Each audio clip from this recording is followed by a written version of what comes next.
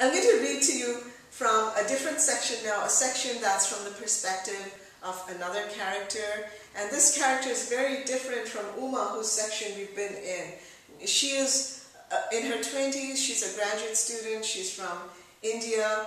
Cameron is very different. He is an African American, he's in his 60s, and as Uma will discover later, he was a Vietnam vet.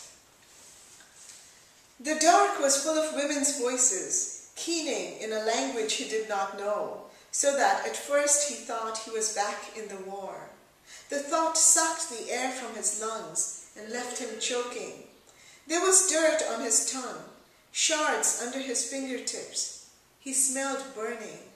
He moved his hands over his face, over the uneven bones of his head, the stubble coming in already, the scar over his eyebrow that told him nothing.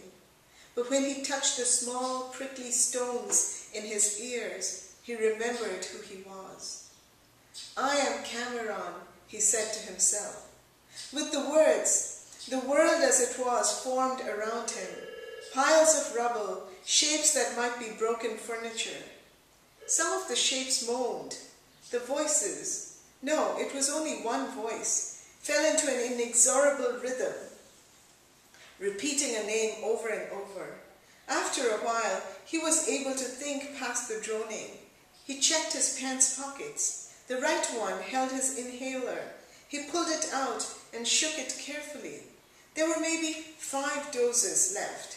He saw in his mind the tidy cabinet in his bathroom, the new bottle waiting on the second shelf. He pushed away regret and anger, which for him had always been mixed together, and focused on positiveness, the way the holy man would have if he'd been stuck here. If Cameron was careful, 5 doses could last him for days. They would be out of here long before that. Well, as the novel goes on, they realize they won't be out of here in 5 days. But that's the rest of the story.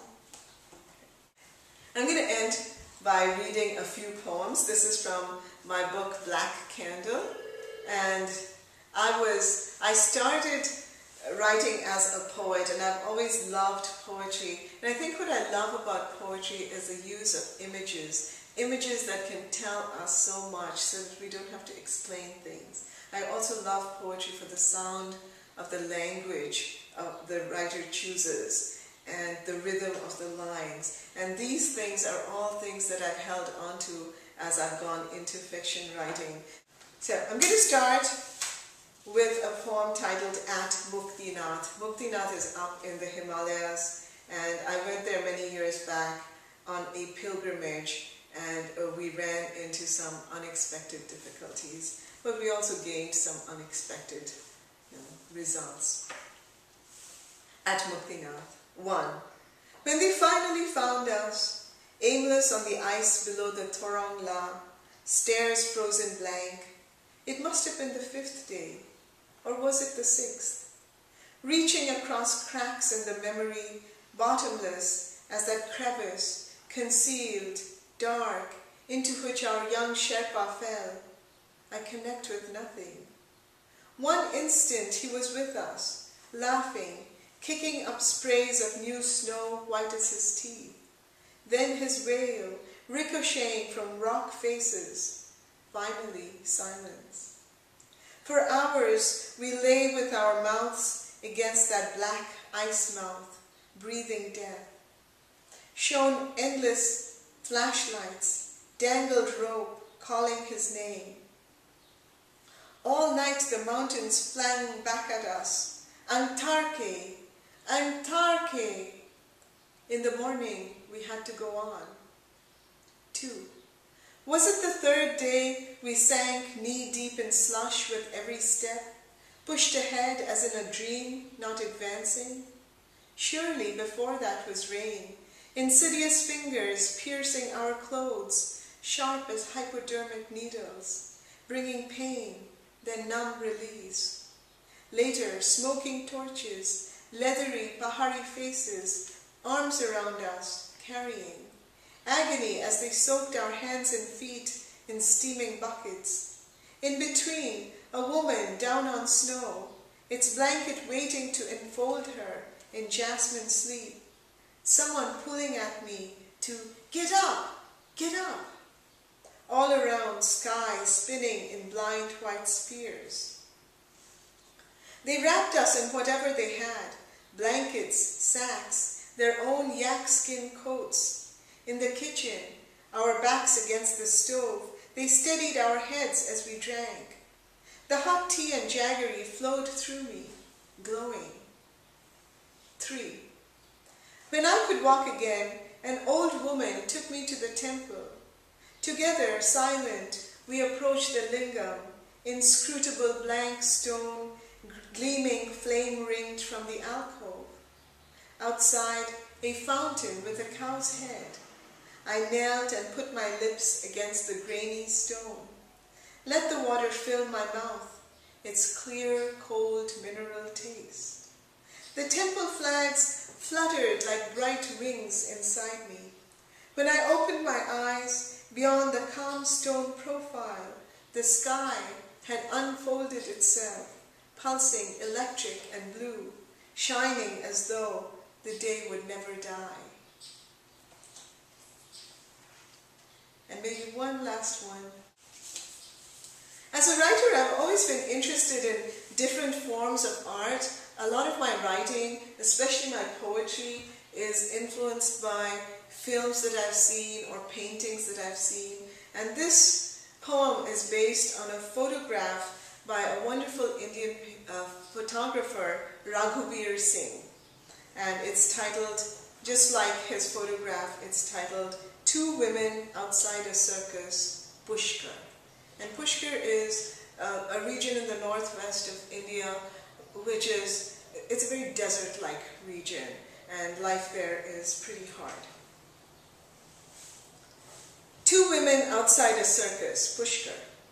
Faces pressed to the green stakes of the circus fence, two village women, red-veiled, with babies, crouch low in the cloudy evening, breathing in the odors of the strange beasts painted on the canvas above. Great black snakes with ruby eyes, tigers with stars sewn onto their skins. Beyond, a tent translucent with sudden light, bits of exotic sound, gunshots, a growl, a woman's raucous laugh. The Nepal circus demands 5 rupees for entry to its neon world of bears that dance and porcupines with arm-long poison quills. But 5 rupees is a sack of bajra from Ramdeen's store, a week's dinner for the family. So the women look and look at the lighted sign of the lady acrobat. In a short pink sequined skirt, she walks a tightrope over gaping crocodile jaws, twirling her pink umbrella. Inside the tent, the crowd shrieks as Master Pinto, the boy wonder, is hurled from a flaming cannon. The women clutch each other and search the sky for the thunder sound. Ecstatic applause. The band plays a hit from Mera Naam Joker, and the crowd sings along. The women gather their babies and head home to the canvas of their lives. Endless coarse rotis rolled in smoky kitchens, slaps or caresses from husbands with palm wine breaths. Whining, clutching children, and more in the belly, perhaps a new green skirt at harvest time. But each woman tending through burning noon the blinkered bull that circles all day the bajra crushing stones, or wiping in dark the sweat of sex from her body, remembers, in sparkling tights, the woman acrobat, riding a one-wheeled cycle so immense her head touches the stars, remembers the animal trainer in her leopard skins, holding a blazing hoop through which leap endless, smiling lions. Thank you.